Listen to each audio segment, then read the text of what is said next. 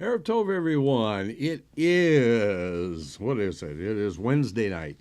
It is 8 p.m. here on the east side of the United States, here in the diaspora. This is the Maimon Beit Knesset, therefore it must be the Torah study in depth with Rabbi Aryel and Rabbi Ancel.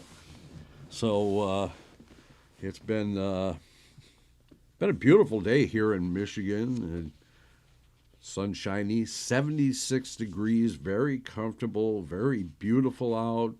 Leaves are starting to turn. And let's see how it is in the Dominican. You're on, sir. Oh, let's not talk about it. At 1 o'clock, it hit 93 degrees Fahrenheit. It is still 91 in what they call it. I'm still schwitzing. It's 98% humidity. It was pouring today on and off, on and off. But it is August, September. It's the hottest months of the year. That's what it is. And there are 3 hurricanes around the Atlantic. And because the waters are so hot, they're all getting a push from the Dominican and from the coast of the United States. So they're going into the middle of the ocean towards the English. So we're safe. Yeah. Okay. So, this is our first week back from our summer break, and we're going to pick up where we left off at the beginning of the summer. We are in the Sefer Shemot, the book of Exodus. This is actually in Parsha Kitasa. And we are on chapter 34, and we're going to be beginning at verse 10. So I should probably, let me do this. And there we go. That's what I want, and I want this one here. Okay, and you should be able to see that now. Okay. You can increase it a little bit, so I'll be able to read it quite nicely. Okay, let's see. I've got is that better? Perfect. Okay. I've got a 26-inch monitor, and the what I put up on there, it's actually the whole size of the monitor, and so if I get much bigger, I'm going to have to get a bigger monitor. So we're on chapter 34, verse 10. And he said, "Behold, I will form a covenant in the presence of all your people. I will make distinctions such as have not been known and created upon all the earth and among all the nations. And all the people in whose midst you are shall see the work of the Lord. How awe-inspiring it is, that is which I will perform with you." okay, so before we get too far, let's see who we have in the chat room. We have Donald, of course, and Marshall and Richard so far, and a few people watching in the background, and probably more to come. So let's go on with what Rashi has to say. So Rashi goes on to this enter the covenant, and he basically says, over this, I shall make distinctions. The word nivlod is related to the word leinu, venifliu, and we will set apart. That you will be separated in the respect from all nations, and that my Shekinah shall not rest upon them. The additional commentary to this section, let's see if there's okay. So the additional commentary on this one says over the request that Israel be set apart from other nations, as Rashi indicates in the following comment. In regards to In regards to, let's see where it is. Beneath Linu, or the set apart, it references chapter 33:16. Elsewhere, Niflaot usually means miracles. True, but what he meant by separate from nations, what he meant is all pagan nations. Okay, I'll buy that. Okay. Okay, so we'll go to verse 11. So, keep carefully what I am commanding you today. I will drive out from before all the Ammonites and all the Canaanites, the Hittites and the Perizzites, the Hivites and the Jebusites. These are 6 nations.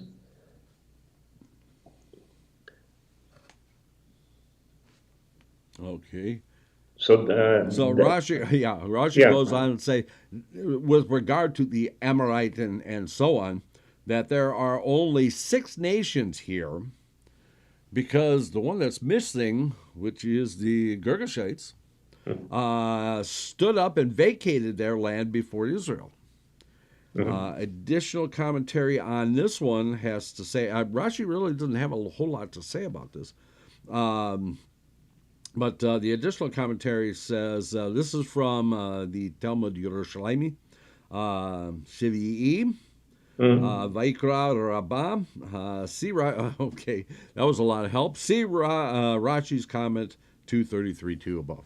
Okay, so beware lest you form a covenant with the inhabitants of the land into which you are coming, lest it become a snare in your midst. But you shall demolish their altars, shatter their monuments, and cut down their sacred trees. Their sacred trees is their tree that they worship. For you. Okay, so Rashi has no comment. Well, he has commentary on. No, we lost Rabbi Ancel. No commentary on verse 12. On 13, the only comment that Rashi actually makes, we hear you. The only comment Rashi makes here is anybody there? Yeah, we're here. Can you hear me? We're going to do a Verizon commercial here. What's going on? Hello. We're here. We can hear you. Rashi's only comment is, it's idol trees. These are the trees that they worship. Pardon? Are you there? Hello. Yeah, we're still here.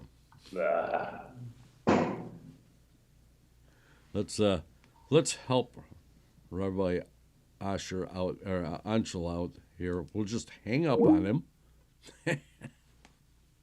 He's probably going, what? And we'll call him back. Okay.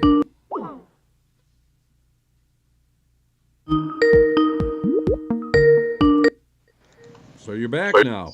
Yeah, I never left. We could hear you just as plain as day, and you couldn't hear us. So what can I say? Anyway, let me get the screen back up for you.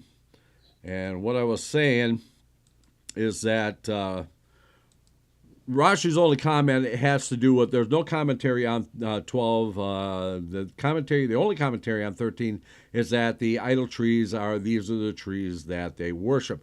No additional commentary on that. So with that, we'll go on to verse 14. For you shall not prostrate yourself before another God, because the Lord, whose name is Jealous One, is a jealous God. So Rashi has a commentary on this. Yeah. So Rashi says, okay, now in the Rashi's commentary that I have, it doesn't say jealous; it says zealous. Zealous, yeah. Yeah. So it says, Rashi says, in regard to zealous is his name. He is zealous to exact payment and does not overlook.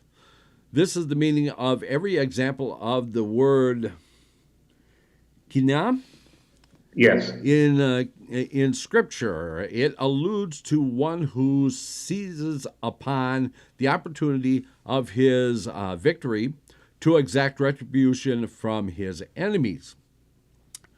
Now, the additional commentary to this one says that some editions read, why don't I just get my magnifying glass out when I start here? That way one wouldn't have to keep looking for it.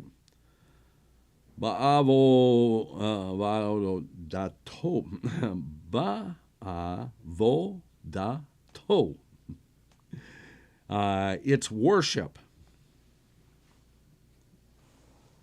And that's all the additional commentary on that. So we'll move on to verse 15 now. So, lest you form a covenant with the inhabitants of the land, and they, the Gentiles, go astray after their gods, and they offer sacrifice to their gods, and they invite you, and you eat of their slaughtering. So Rashi says about their slaughtering is, and you will eat from his sacrifice. Rashi goes on to say, you are under the impression that there is no punishment for its consumption. But when you eat of that which has been offered to idols, it counts against you as if you endorsed their worship.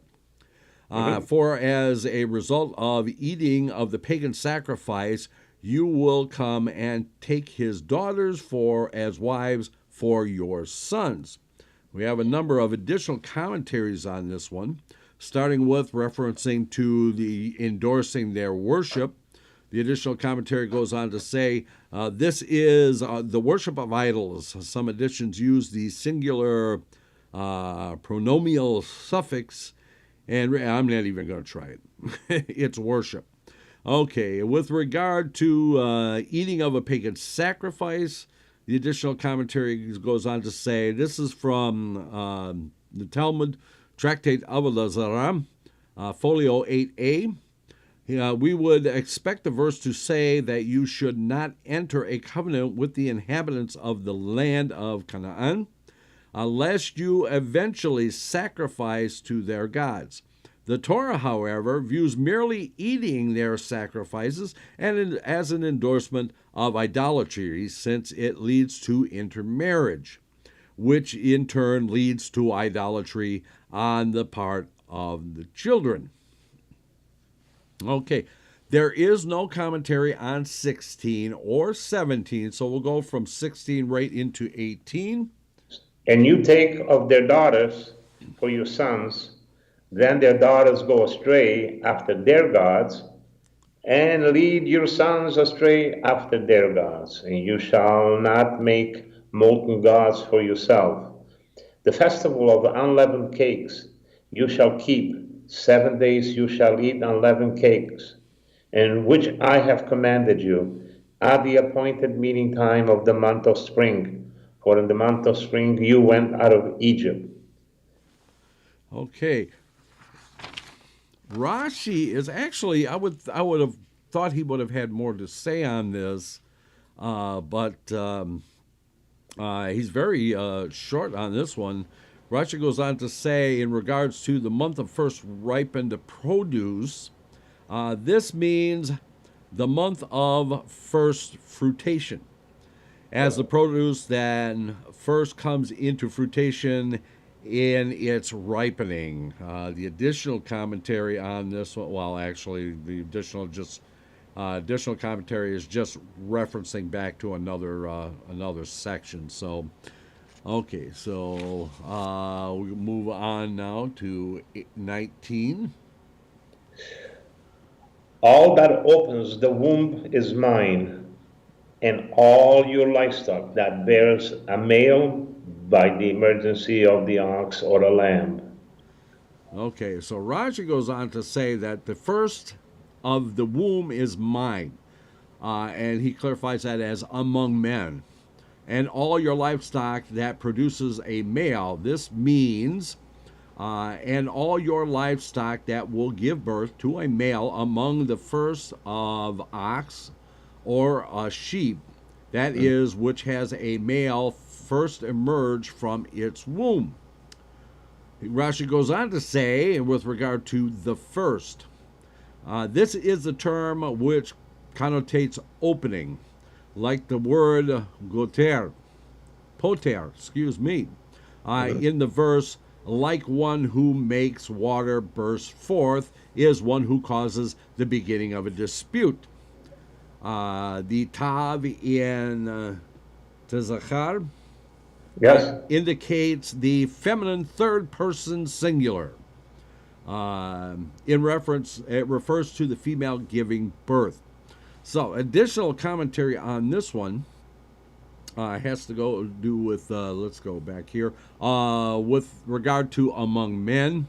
The additional commentary says, since the end of the verse makes specific mention of the commandment to set aside the firstborn of livestock, this part of the verse refers to the firstborn of man. With regard to, let's see, is the beginning, oh, nope, we got to go to one more before that, which is, boy, they make those numbers so small. Let's see, where is it? It's here somewhere. I know it's here somewhere. Man, livestock. Oh, okay. That emerges from the womb. The additional commentary says this verse appears to say, and all of your livestock will give birth to a male. The first, an ox or sheep, in an apparent disjointed manner. Rashi explains that the verse includes the implicit share that, and the implicit that prefix to peter.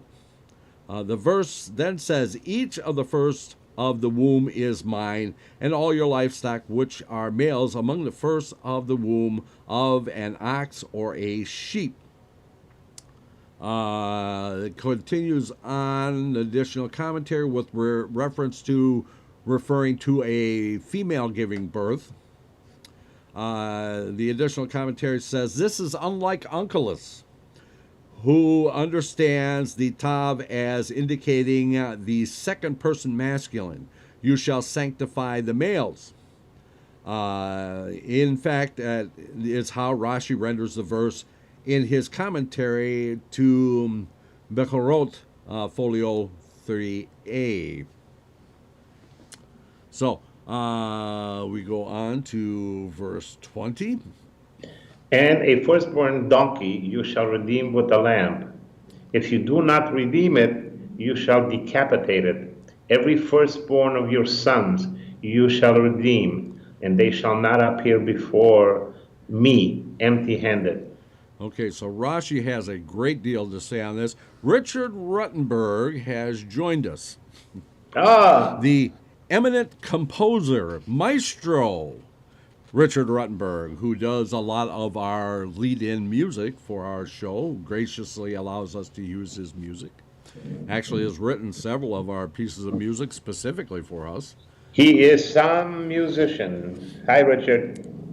He is, and if you ever get a chance, Richard, please put your website on there so people can go and see your music. Specifically, I'm referring to like the Shmoneh Esrei project, the 1942 project, the Eli Cohen project, and many, many others. So check his music out. It's actually amazing. Okay, so out of this world. Yeah, in many cases, those albums, yeah. Okay, so Rashi goes on to say about this, and the first of a donkey, but not from another impure animal. You shall redeem with a lamb or a kid. So the donkey you have to redeem with a lamb or a kid. Rashi goes on to say, he gives a lamb or a kid to the Kohen. And the lamb or the kid is considered chulin, unsanctified, when it is in the possession of the Kohen. And that which emerges... Did Did you just leave us on a motorcycle or something? And now this, my next door neighbors. And that which emerges first from the donkey may be used for work by its owner. You shall break its neck, or axe its neck, or decapitate it, or however your Chumash actually calls it out. He breaks its neck with a long knife. By referring to redeeming the firstborn of his donkey with a sheep, he causes a financial loss to the Kohen. Therefore, his money will be lost. All firstborn among your sons shall you redeem. Rashi goes on to say, his redemption price has been set at 5 selaim.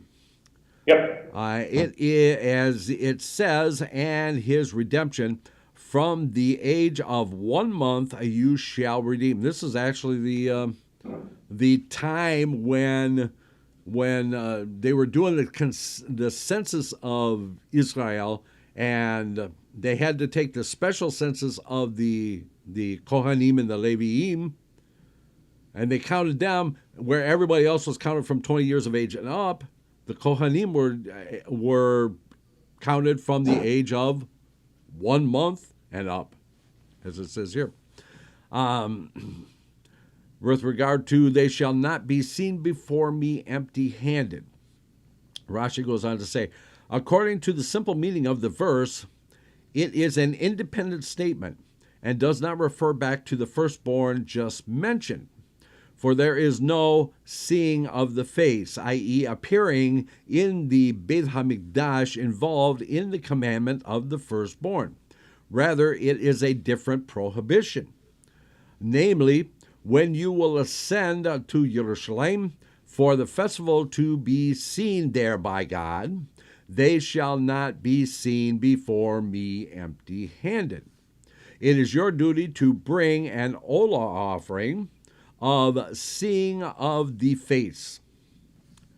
Rashi goes on to say, but according to the way the Baraita expounds it, it is a superfluous statement, superfluous verse, which is free to be used for Gezeria, Shava, to teach us about the grant of the Hebrew servant given by his master when he goes free. He's supposed to adorn his Hebrew slave generously from his flocks and his vineyard and all that other stuff when he goes free on the either on the 7th year or on the Yovel. It is to be 5 salim worth of each variety, like the price of the redemption of the firstborn. This interpretation is found in Tractate Kiddushin. Okay, additional commentary on here. We got a lot of it here, so we're going to go here. If I'll go down here to say, okay, with regard to it emerges first from a donkey, may be used for work by its owner. Tractate Better Quote, Folio 9b. When a holy object is redeemed, the sanctity of the object is generally transferred onto some other object. This is not the case with the redemption of the firstborn donkey. One redeems the firstborn donkey with a sheep or a goat, and the donkey is no longer sacred, but its sanctity does not pass over to the other animal. In contradiction, whatever the heck that word means, the firstborn of a kosher animal must be offered on the Mizbeach by the Kohen if it is blemish-free, and must be treated with restrictions because of its sanctity. Okay, we go on here to, with regard to from 1 month of age, you shall redeem it. The further commentary says from Numbers, chapter 18, verse 16, the verse continues with the value of 5 shekelim of silver. Shekel and selah refer to the same coin. Let's see, where are we at here? And okay, so with regard to which is free to be used for a gezeria shava. The further commentary says a method of deriving information in which something stated explicitly in one context is applied to another context as well by virtue of identical word or phrase that appears in both. We see this all the time in the Torah. Continuing on, that with regard to the 5 salim worth of each variety, further commentary says each variety of goods that the Torah says the master must give the released servant as a grant from your flocks and from your threshing floor and from your winepress.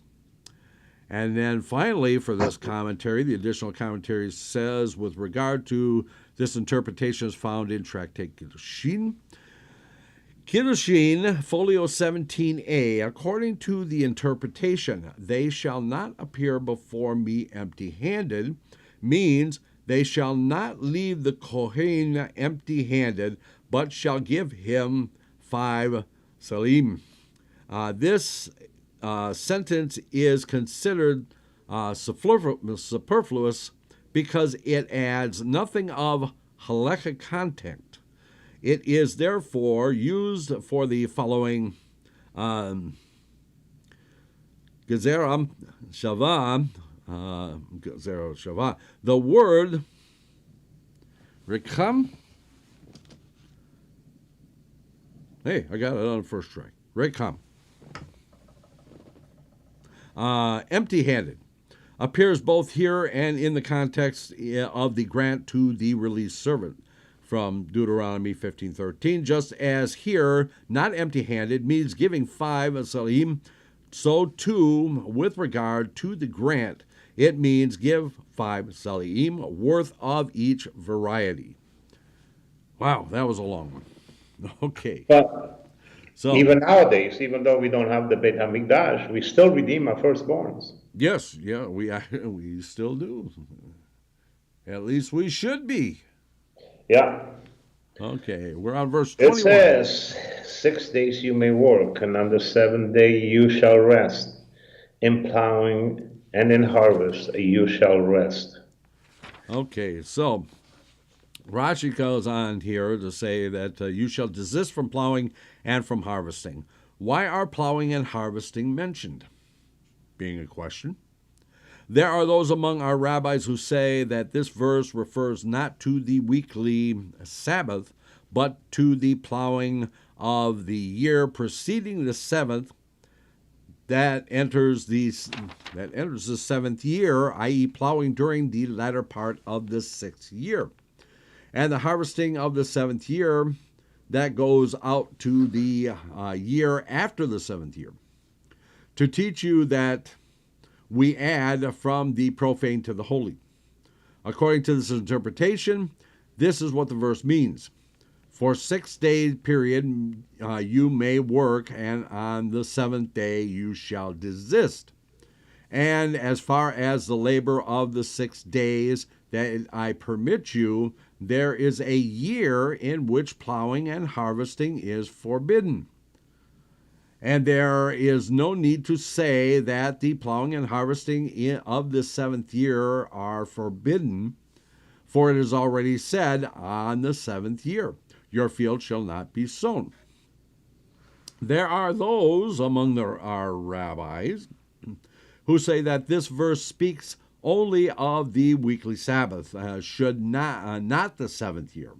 Plowing and harvesting, which of all the categories of work were singled out to be mentioned in the verse, were mentioned specifically to tell you that just as plowing is optional, so too harvesting is optional.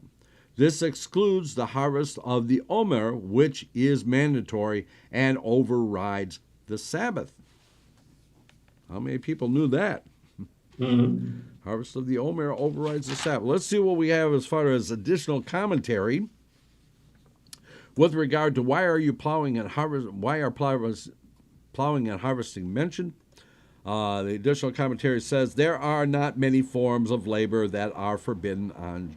There are not many forms of labor that are forbidden on Shabbat. Why are these singled out?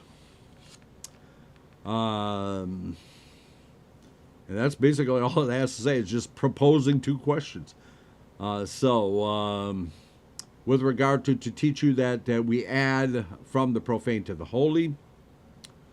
Further commentary says, plowing of the year preceding the 7th year that enters the 7th year means plowing performed in the 6th year that serves to render the land fit for cultivating during the 7th year. It's kind of like the plowing that a farmer does after the harvest, right? So that is forbidden. Yeah, he actually goes out and plows up the field to get it ready for next year. But in the 6th year, says that's what he's referring to is that late plowing. Okay, so the late plowing is not to be done. Harvesting of the 7th year that goes out to the year after the 7th year refers to the harvesting of plants that reached a third of their growth during the 7th year and stand to be harvested during the 8th year. According to this opinion, our verse says that such plowing on the 6th year and such harvesting on the 8th year is forbidden. We add from the 6th and 8th years the profane years to the 7th year the holy year. Actually, we are adding to it. Kind of confusing. Yeah, kind of. Okay, with regard to your field you shall not sow. The additional commentary goes on to Leviticus 25:4. The verse continues, and your vineyard you shall not prune, you shall not reap the aftergrowth of your harvest. We continue on with a lot of additional commentary on here. So, let's see, there's two. There it is.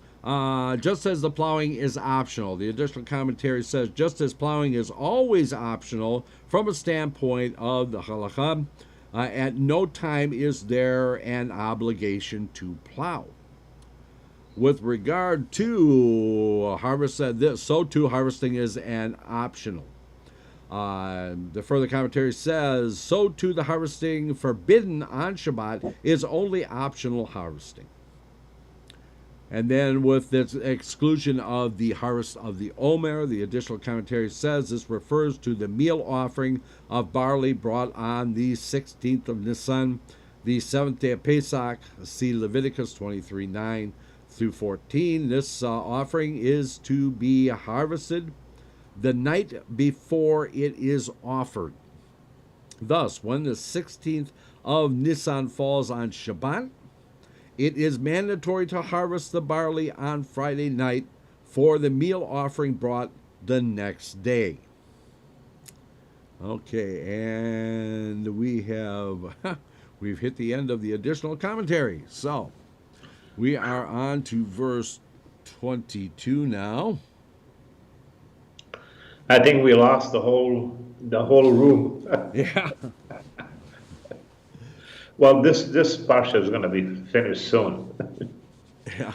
Okay, and you shall make for yourself a festival of weeks, the first of the wheat harvest, and the festival of ingathering at the turn of the year. Okay. This is where it gets confusing, because what does he mean at the turn of the year? Because Rosh Hashanah is not New Year's. Never been considered a New Year's. But it was just named, I guess, North America and Canada, this. Rosh means the head of the year. Right. So when we collected the harvest, when they were ready and everything was harvested, it was the end of the year. And a new year started. So this is where the name of Rosh Hashanah came. Not the new year, the head of the year. Well, we actually have 3 different calendars. They Correct. all have different beginnings of the year. Hmm. We have this one. We have a, excuse me. We have, well, we consider Rosh Hashanah part of that calendar. That cycle, Hmm. which is agrarian. Then there's a civil one, and then there's a what is the third one? I don't remember. I read offhand right now, but we have 3 different calendars. They all start on different dates, um, depending on what it's for. So I think anyway, that we're basically they can confuse us. yeah, and often do. It Oh, says that the commentary says that the first of the wheat harvest, this is the festival on which you bring the 2 breads made from the wheat. The first, for it is the first meal offering brought to the temple from the new wheat crop, because the meal offering of the Omer on Passover is brought from the barley, not from the wheat. So, and the festival of ingathering, which is in Hebrew, which is called Chag HaSofif, which occurs at the end of the gathering of the grain from the field into the house. This gathering is a term denoting bringing into the house, like you shall take it into your house. At the turn of the year, which is at the turn of the year, at the beginning of the coming year. It is the month of Tishrei, which is the first month of the year, counting from when God created, which is counting from the date of creation. At the turn of is a term denoting going around and encompassing. It's like going in a circle. 3 times during the year well, hang on, you shall hang your on, mail appear directly hang before on, the master, hang the on, Lord God of Israel. hang on, Hmm? hang on. Let me get to the additional commentary here. Okay. Okay, so with regards to you shall bring on Shavuot the 2 breads from the wheat, the additional commentary says the verse does not mean that Shavuot is the time when the first fruits of the wheat crop ripen. First fruits here implies that the offering of the 2 breads, which permits the new crop to be used for offerings, is brought. Let's see, we got several comments here. Let's go down to here and find. Let's see, got to be here somewhere. Oh yeah, here it is. With regard to there are among them which were stated 3 times and even 4. Additional commentary says 3 times the Torah mentions this commandment for men to appear at the Beit HaMikdash on the festivals. Here above in 23:17 in Deuteronomy 16:16, Rashi does not mean 3 times and 4 for as a precise number. Rather, the term means many times. For example, the mitzvah of tzitzit is mentioned 5 times, and that of tefillin 8 times. Okay, so and that commentary is related to the next verse, which is 23. 3 times during the year shall your mail appear directly before the master, the Lord, the God of Israel. Okay, so Rashi goes on to say here, all your males, all your malehood, as it says in this one, all the males among you. There are many commandments in the Torah which were stated once and then repeated. There are those among them which were stated 3 times and even 4 times. This is done to make one culpable and to give punishment for the total of the negative commandments among them and for the total of the positive commandments among them. And we already talked about the tzitzit and the tefillin already. So we'll go on to 24. When I drive out nations from before you, and I widen your border, no one will covet your land when you go up to appear before the Lord your God 3 times each year. Okay, Rashi goes on to say, I shall drive out. The word is to be understood as it is rendered by Targum Onkelos, I shall drive out. Similarly, the word rash in the phrase begin to drive out, and similarly in the word vayoresh, in Yeah. the phrase and he drove out the Amorite, is an expression of driving away. I shall broaden your boundary, and because of the expanse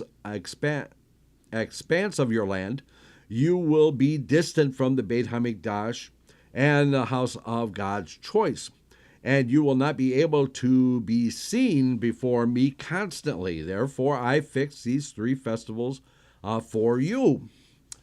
Just want to make sure we're at the okay. So the additional commentary on this one, basically with this similar to the word rash.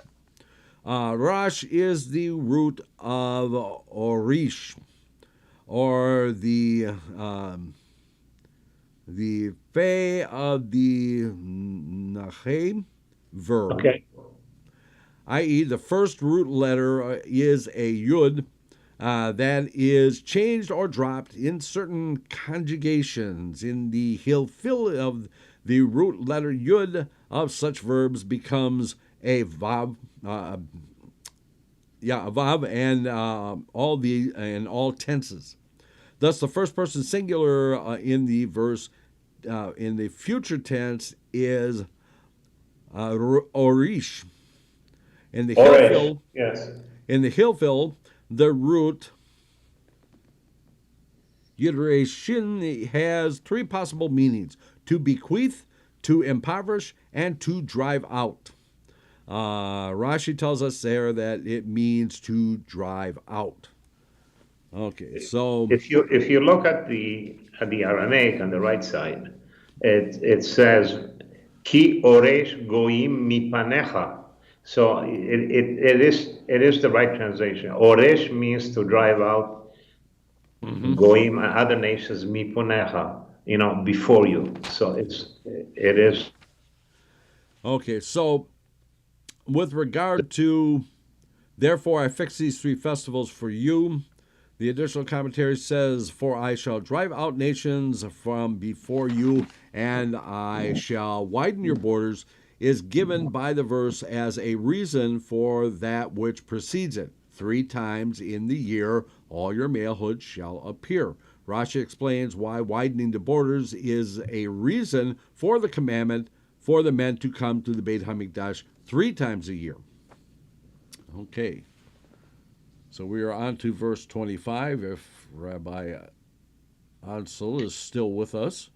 You shall not slaughter or sprinkle the blood of my sacrifice, with leaven, and the offering of the Passover feast shall not remain overnight until the morning. Okay, so Rashi goes on to say, you shall not slaughter. You shall not slaughter the Pesach offering while chametz still exists in your possession. The prohibition applies to one who slaughters the offering and to one who tosses its blood against the mizbeach, and to any of the members of the group for whom the offering is slaughtered. You shall not leave overnight. This is to be understood as it is rendered by Targum Onkelos. Staying the night is not effective to invalidate the sacrifice on the top of the Mizbeach. And staying the night means only at dawn.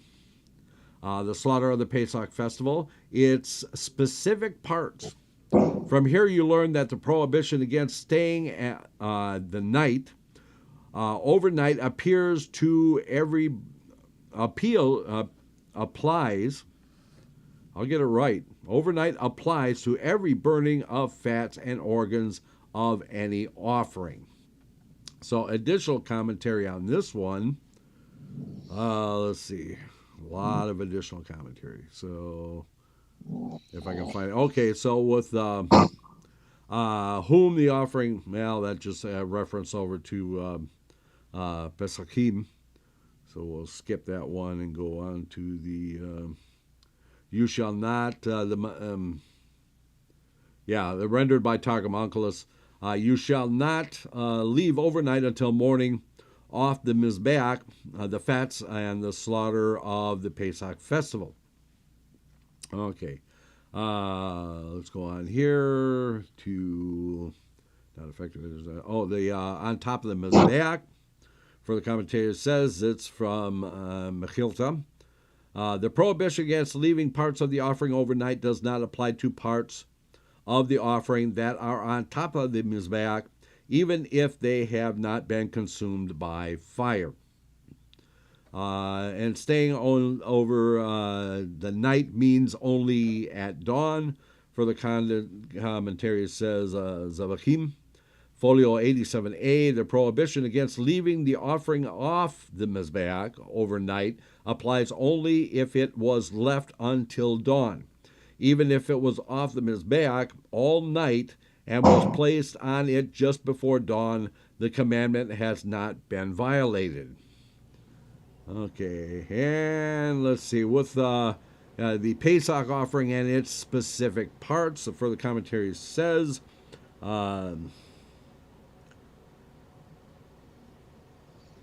Amurin denotes those parts of the offering that are burned on the Mizbeach.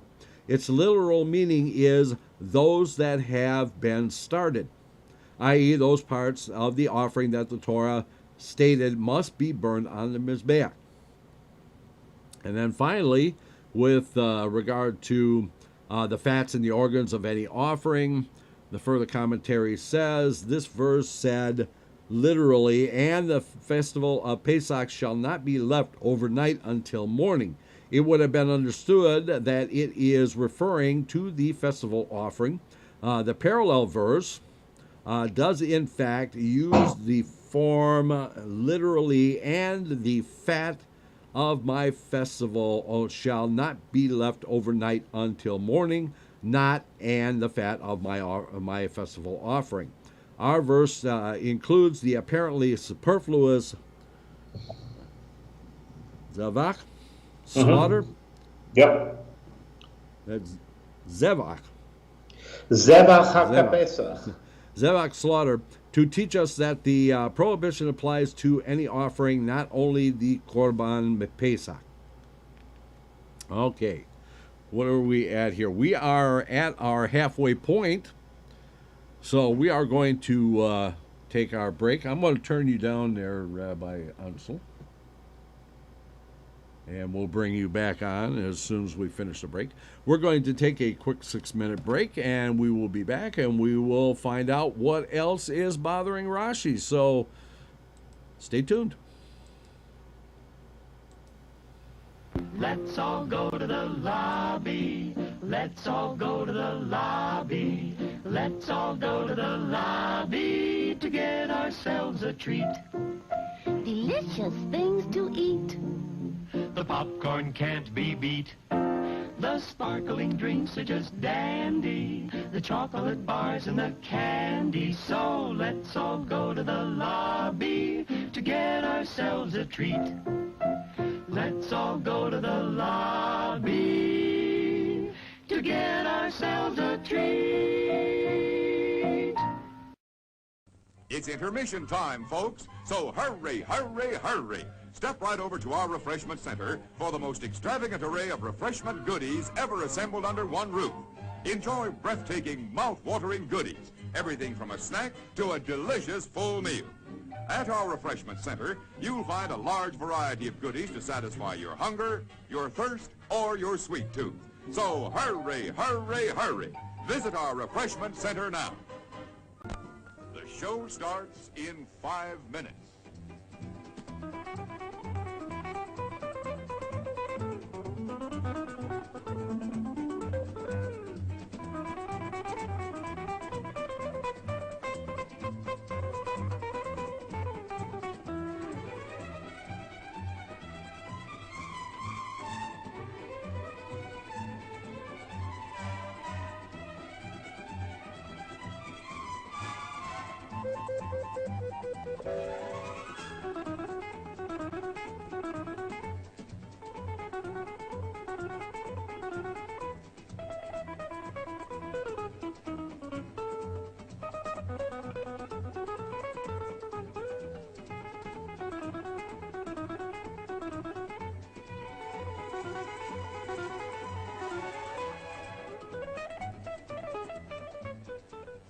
The show starts in 4 minutes.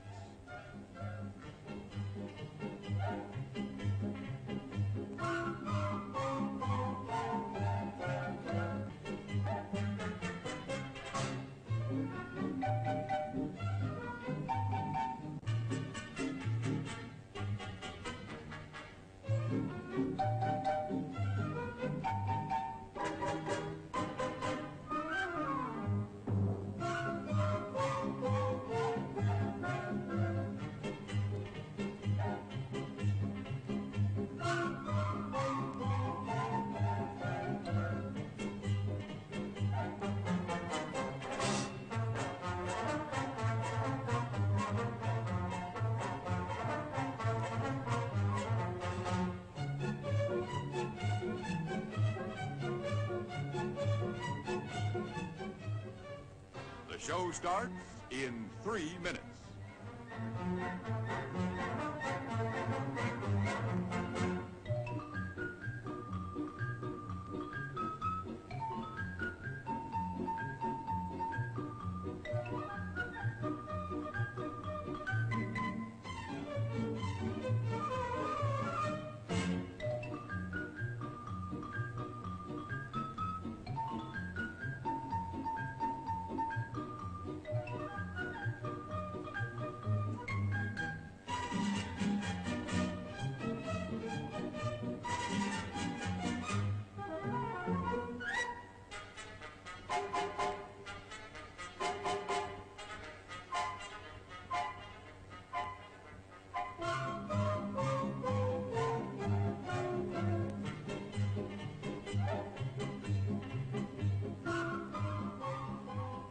The show starts in 2 minutes.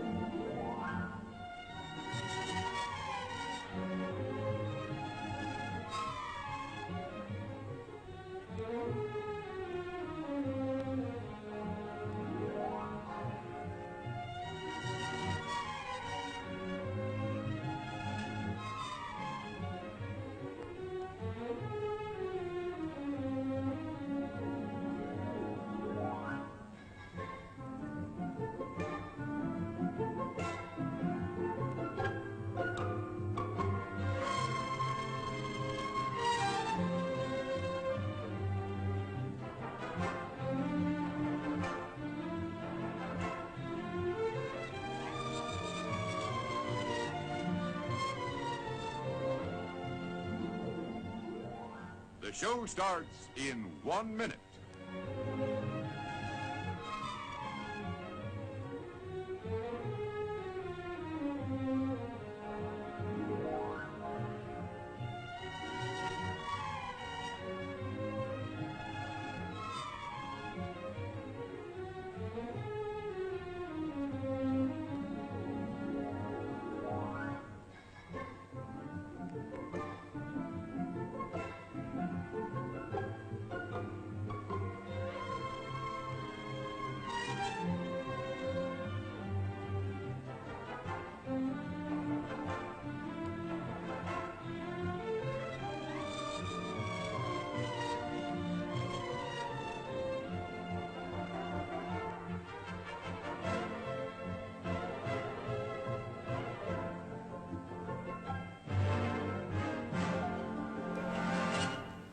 And now, on with the show. And we are back. So let's, we left off, we are on chapter 34. We left off at verse 26, which is where we are going to pick up. Let me bring Rabbi Ancel back on. You are back. Okay, so the choices of the first of your soil you shall bring to the house of the Lord your God. You shall not cook a kid in its mother's milk. Okay, so Rashi goes on to say here, the earliest of the first fruits of your land. And sounds like we lost Rabbi Ancel again. So Lost the You back? connection. There you go. Okay, we're You're back. Okay, so Hello? yep. So the earliest of the Go first back. fruits of your land, from the 7 species that are stated in praise of your land, a land of wheat and barley and grapevines, etc. Honey in that verse means dates. We actually had a discussion about the honey and dates and stuff. Yeah. Do not cook a tender young animal. This is a prohibition against meat cooked in milk. The prohibition Yes. is written 3 times in the Torah. Excuse me. Written 3 times in the Torah.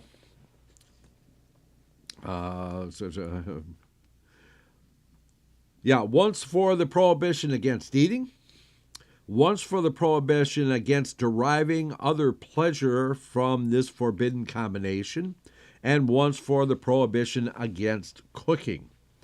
A tender young animal, any young offspring, is meant by the term, what is that, veif? Yes.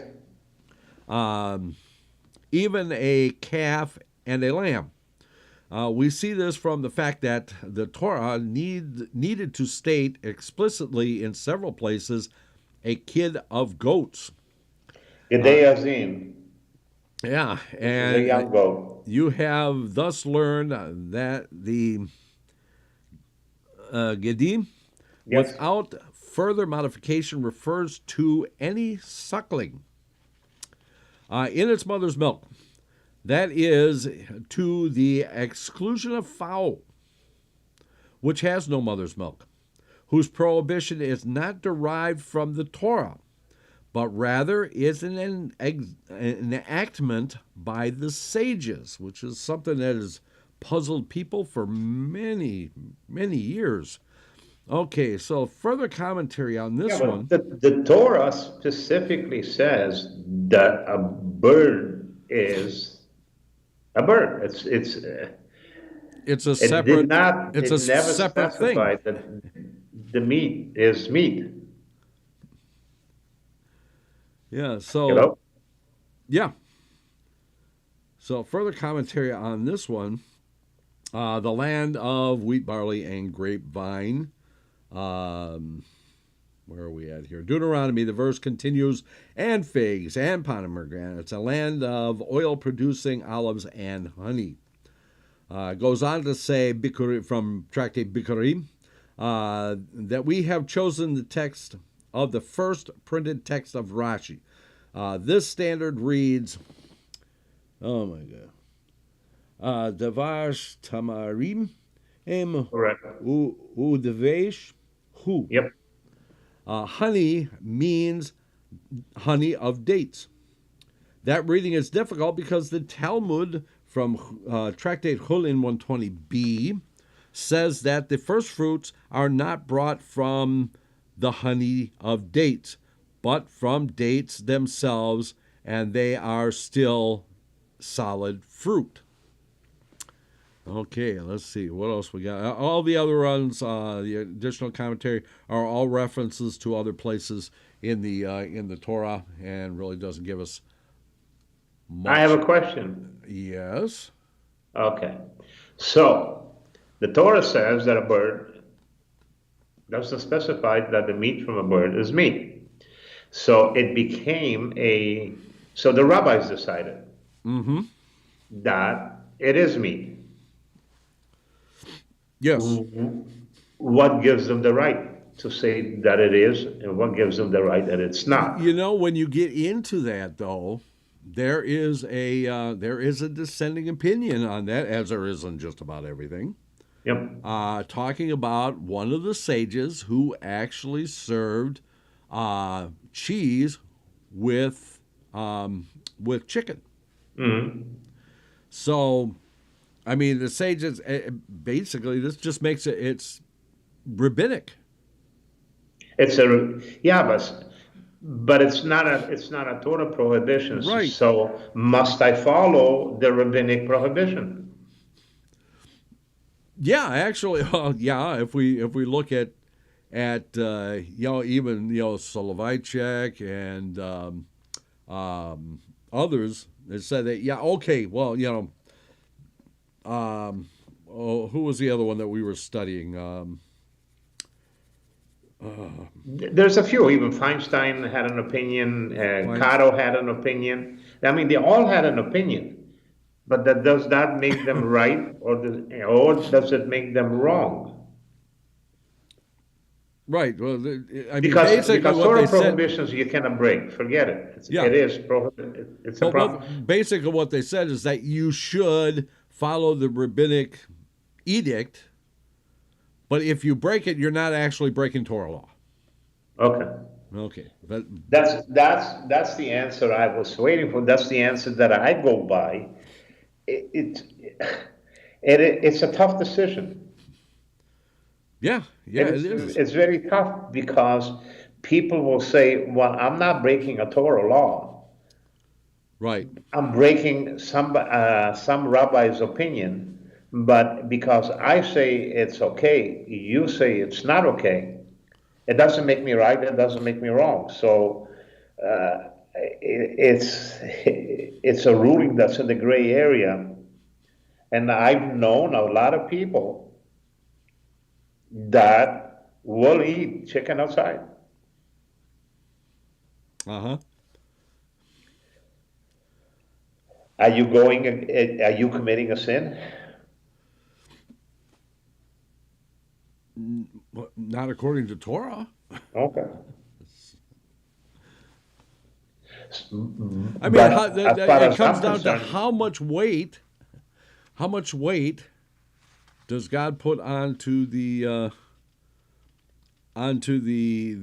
edicts of the rabbis and the sages? Of course we have. It doesn't say. We have the old story about the argument about the rabbis in the discussions. One says, well, if I'm right, let that olive tree uproot itself and fly, across the field, and it does. And the rabbis go, there's no proof in that. And he says, well, if I'm right, let the walls bend inwards, and they do. And the rabbis say, there's no proof in that. And it's a gray area. Like I said, I don't see it as committing a sin because you're not going against Torah law. But then again, God, you have to go with the majority of the sages. So the majority of the sages says it is me. Yeah, you have to accept it as it is me.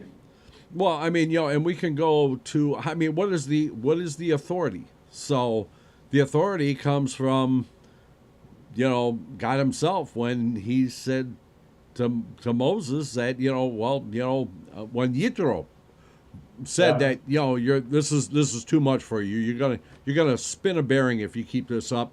You need to appoint judges.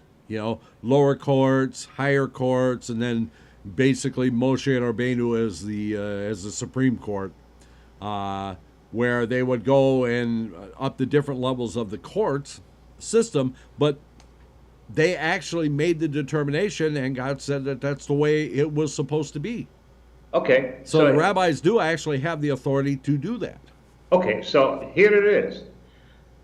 I am considered, according to my ordination, that I am a judge. Right. According to your ordination, you are a judge. Right. I say yes. You say no. What does that really solve? It doesn't unless you can get a majority. Yeah, it's just you and me. Let's decide. I mean, we have people in the room. It's just you and me. We're both judges. Mm-hmm. I'm going to say it's okay to eat chicken outside. You're going to say no. Yeah. Where are you left? You're left with a conundrum. You're left with something that it's in a gray area. And this is what causes a lot of people to say, well, if I'm not breaking Torah law, Well, I'll eat outside. you know, the thing is, I have to go with your opinion. I have to. Because you're senior to me. Hmm? You're senior to me. You're also my teacher. Therefore, I cannot by rabbinic law, I cannot render a judgment in your presence. So I have to default to what your opinion is. Correct. But still, I'm still saying it does not make me right. No, that's true. It doesn't.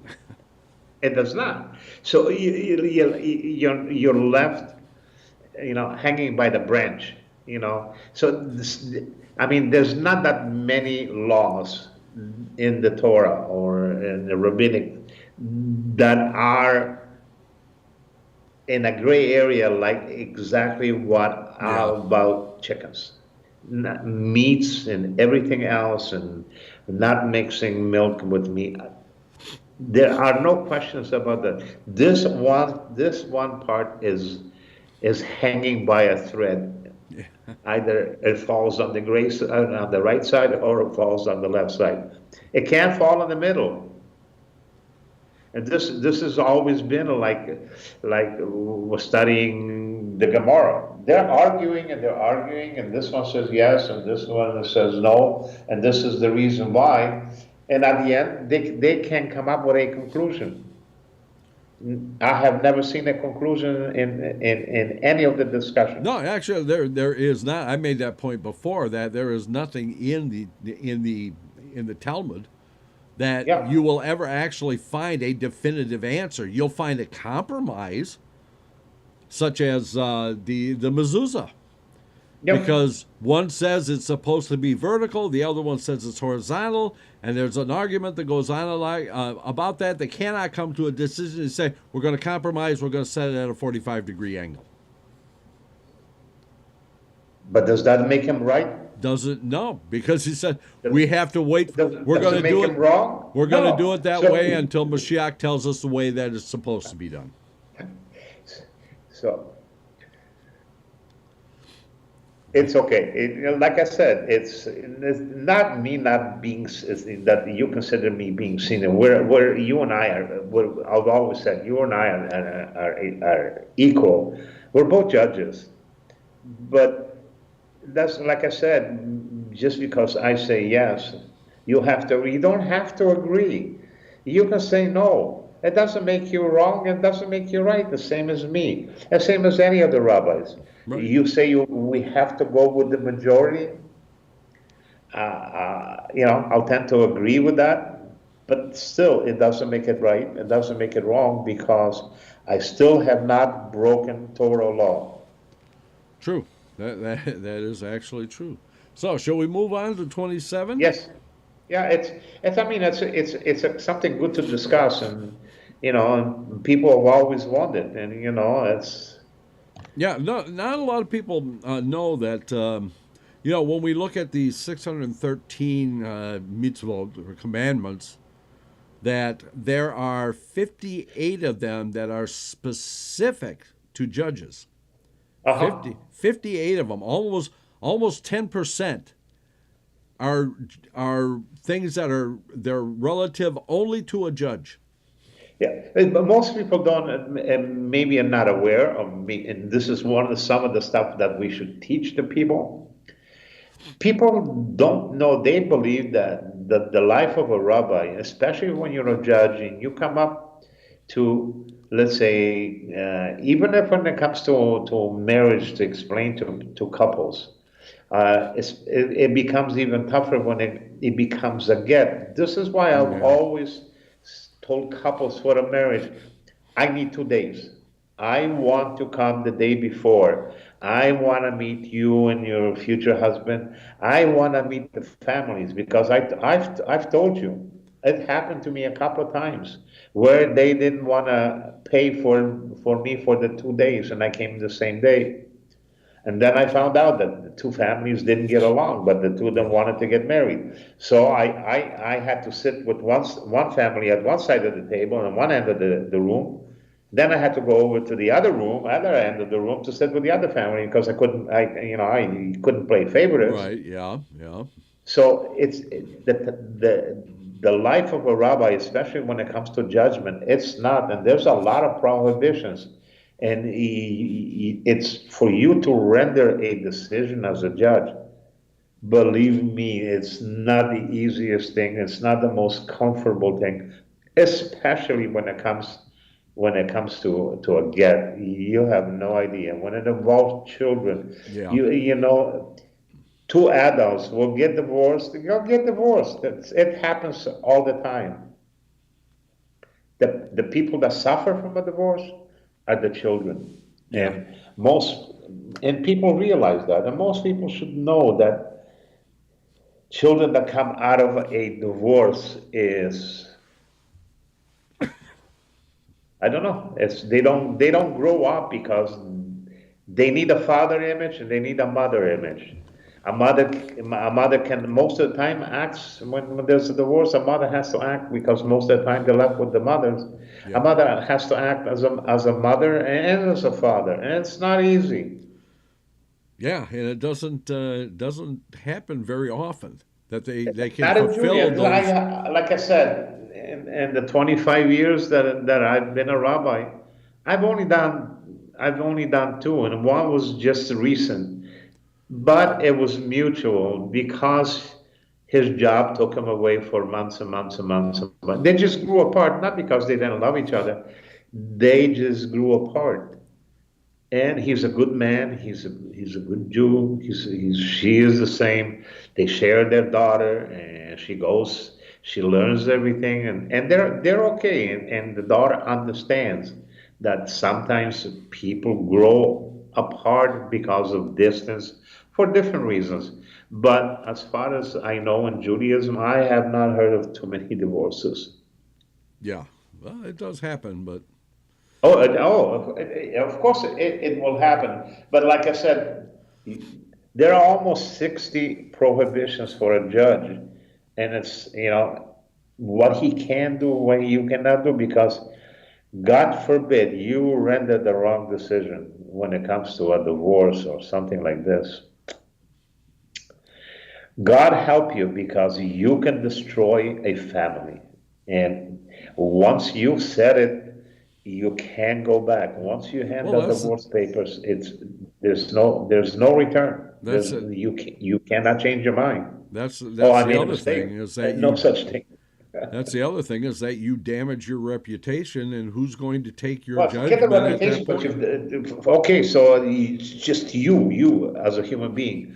But you could destroy a family. There could be a husband, a wife, and 4 or 5 children. You've Yeah. destroyed a family by rendering the wrong decision. That is more important to me. If Well, okay, I'm not saying one is more important than the other. What I was saying yeah, is if that my name it's not becomes just mud, because. it becomes mud. Okay, I understand. But destroying a family to me is more important than my name becoming mud. But that's why most people should be aware that it's not easy. It's it's not civil court. This is Jewish law, and Jewish law is a hell of a lot tougher than civil law. Yeah. There's a certain way to write a get. If you make as a rabbi, you don't write it the right way, and you hand a paper, they're not really divorced. Or if you make a spelling mistake, whether it's a ketubah for a marriage license, or if you make one letter mistake, it's worthless. Yeah. Okay, you can go in a civil court and you say, "Oh, Your Honor, the word 'the' is not spelled the right thing," so he corrects it. Again, you cannot correct. Once it's written, it's written. You want to rewrite it, then the couple has to agree, but you cannot wipe out the letter. You cannot correct the letter. You cannot write. Yeah. It's written. It's written. So it's tough, and and it's like I Well, said. actually has to be When written by a chauffeur yes, but because he like knows I exactly said, how to for write my it. ordination, I had to choose a fake name for a man, a fake name for a woman. Choose a date for the divorce. Yeah. Yeah, so I had to fill it out. I had to send it in. So he came back and said, "You made a mistake." And I says, "Okay, where is it?" I said, "No, no, no, no, no." I Yeah. says, "You find it." So I said, "Well, I thought I found it." It took me 9 times until they said, "Oh, now it's okay." Yeah. So, anyways, we got off the subject, but it's a good subject because it's very, very important, to understand, what it means to be a rabbi. You carry a lot of weight on your shoulders. Yeah. Yeah. That's true. So let's see if we can get a little farther here. So Okay. we're 27 here. Yep. So the Lord said to Moses, "Inscribe these words for yourself. For according to these words, I have formed a covenant with you and with Israel." Okay. Rashi goes on to say about this: write for yourself these words, but you are not permitted to write the oral Torah. Hence why it's called the oral Torah. Okay, so there's no commentary on 28, so we'll go right from 28 into 29.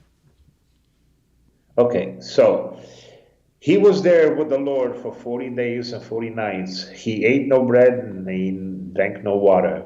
And he inscribed upon the tablets the words of the covenant, the Ten Commandments. And it came to pass when Moses descended from the Mount Sinai with the 2 tablets of testimony were in Moses' hand, where he descended from the mountain, and Moses did not know that the skin of his face had become radiant while he had spoken with him. That means he spoke to God. Yeah. So Rashi goes on to say about this, and it was when Moshe descended, when he brought the final set of tablets on Yom Kippur, that the skin of his face had become radiant. The word Karen is related to the words for horns. Hence why, was it Michelangelo's Moses? Yes. Actually has horns on his head because it was a misinterpretation of the words. Correct. For the, is it Michelangelo? Yeah, there was supposed to be rays of the sun or rays of splendor. Right. But they came out and people thought they were horns. Right. Hence why people think Jews have horns. Mm-hmm. Okay, so for the light would shine and project like a horn. From where did Moshe merit the rays of splendor? Our rabbi said, from the cave. For the Holy and Blessed is he, had put his hand over Moshe's face, as it says, and I will cover you with my palm. So the additional commentary on this one says, why did he have them a second time? Oh, that goes to the other one. I'm sorry. The rays of splendor. The rays of splendor. When did he have them? Why did he have them the second time he descended from Har Sinai and not the first? And that's basically it. That's the question. So, with regard to, I will cover you with my palm. The further commentary says, again, referring back to above on 33:22, by cave, Rashi meant the cleft of the rock mentioned in the verse. So, that leads us to 30. Lamed. So that Aaron and all the children of Israel saw Moses, and behold, the skin of his face had become radiant, and they were afraid to come near him. Okay, so Rashi said, and they feared to approach him. Come and see how great is the power of sin. For until they stretched their hand into sin, what does it say? The appearance of the glory of Hashem was like a consuming fire on the mountain before the eyes of the children of Israel. And they neither feared nor did they tremble. But once they made the golden calf, they would recoil and tremble even from Moshe's rays of splendor. And that's no further commentary on that one. So, But Moses called to them, and Aaron and all the princes of the community returned to him, and Moses would speak to them. okay, and Rashi goes on to say, the princes of the assembly. This has the same meaning as the princes of the assembly. Well, thank you very much, Rashi. And Moshe would speak to them. The message of the omnipresent. The entire section is in the present. Okay, so the further commentary, hang on. Above 1622, it does not mean the princes in the assembly. Evidently means the princes of the assembly. And then finally, the entire section is in the present. The further commentary says that is all the present tense and future tense verbs in this section indicate the imperfect tense. So, I think that's where we're going to stop for this evening. We're almost at the end of our time here, so let me mark this. And Rabbi Ancel, if you'll hang on, I will sign out here, and I will get back to you. Okay.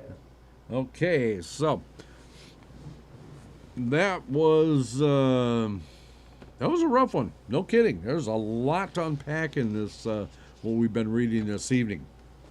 So I want to thank everybody for being here. I see Yehuda and Simcha had joined us towards the end of the thing, and glad we actually got to be able to mention you.